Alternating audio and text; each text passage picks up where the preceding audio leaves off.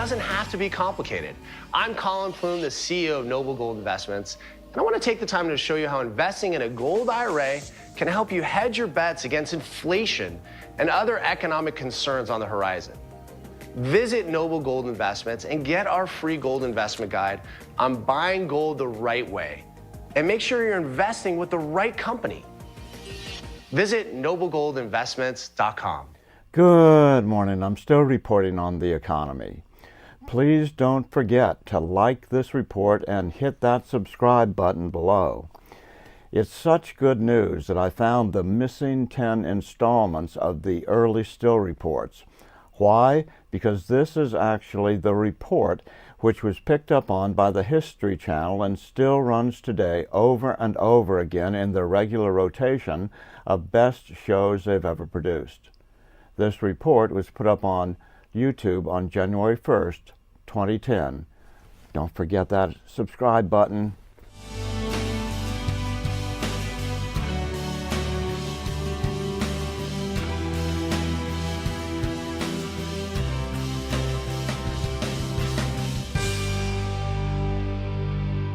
Welcome to Washington. I'm still reporting on the economy.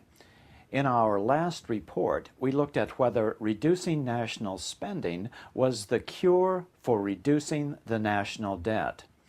We concluded that most of those who seriously suggest this solution probably don't understand that we can't reduce the national debt under a debt money system because the national debt is our national money. You must understand that every penny, every dollar we have in circulation is created as an interest-bearing debt. No, this debt money system has now weighed every nation down with so much debt that the interest payments, mostly to the biggest banks, are sucking the life out of every national economy. And the lack of that precious money is the leading cause of hunger, poverty, and preventable death. 15,000 children will die today from malnutrition, an entirely preventable loss if national interest payments were allowed to be spent at home. Well, there's no question. Our current money system is in its terminal phases, the way I see it. The math no longer works. We simply have more debt than incomes could ever hope to repay, and so major change is coming. This system cannot be sustained by economic smoke and mirrors much longer. It is the biggest Ponzi scheme in history, and it's about to crash. The question is, what will be offered to replace it? There are only two alternatives. Number one, gold-backed or any commodity-backed money, which to most people's surprise is still usually debt-based. Or, number two, debt-free, government-issued money where we the people have at least some control. So in our next two reports, we'll examine the problem with gold, the most commonly suggested form of commodity-backed money. There are two basic problems with gold. Number one, gold is not as solid as you might imagine. And number two, history has shown that gold money systems don't work, or at least they don't work for advancing the cause of freedom for the average person.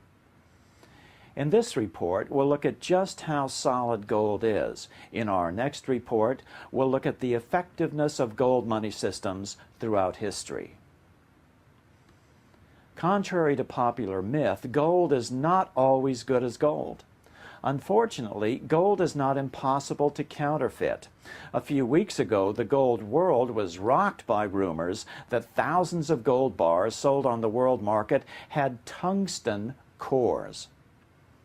But gold scandals are nothing new. In 1869, Congressman and then soon-to-be President James Garfield spearheaded a congressional investigation of a gold market scandal. Garfield understood the ability of the very wealthy to manipulate gold money. He investigated the cause of the Black Friday gold market scandal of 1869, when financier Jay Gould and others cornered the gold market, causing wild fluctuations in the price. This is a photograph of the actual quote board from the New York gold trading room, which Garfield introduced as evidence during a congressional investigation the following year. This is Garfield's handwriting. After his inauguration, he slammed the money changers publicly in 1881.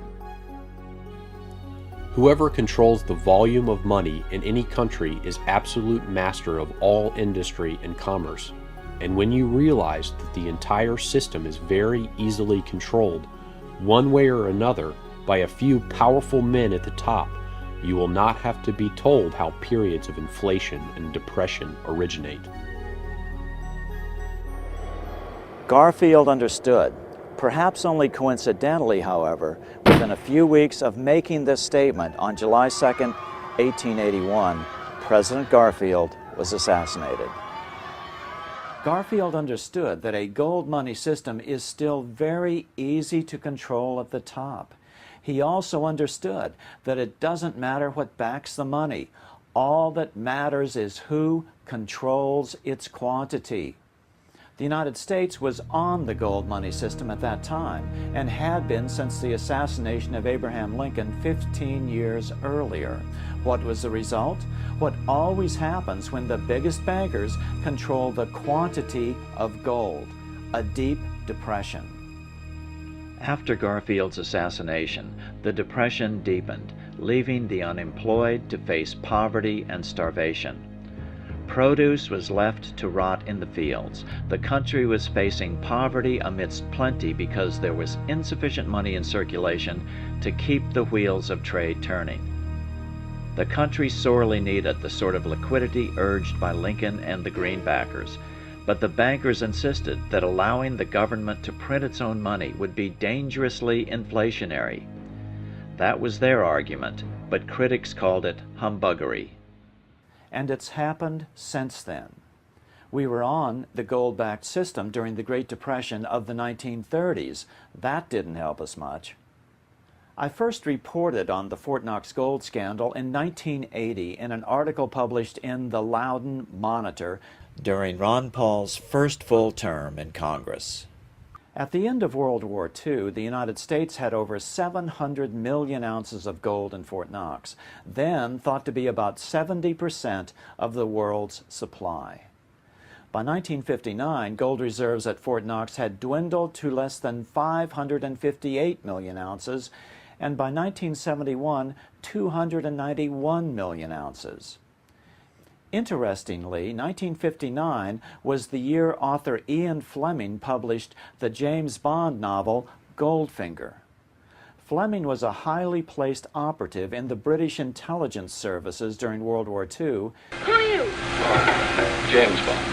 And the grandson of British financier Robert Fleming, whose merchant bank was later sold to J.P. Morgan Chase in 2000. Could it be that Ian Fleming somehow knew that a real Fort Knox gold robbery was in the works? In the early 1970s, rumors began to swirl that Fort Knox gold had disappeared. Federal law mandates that a complete physical audit of the gold reserves in Fort Knox occur annually. Yet the last one was done in 1957, over 50 years ago.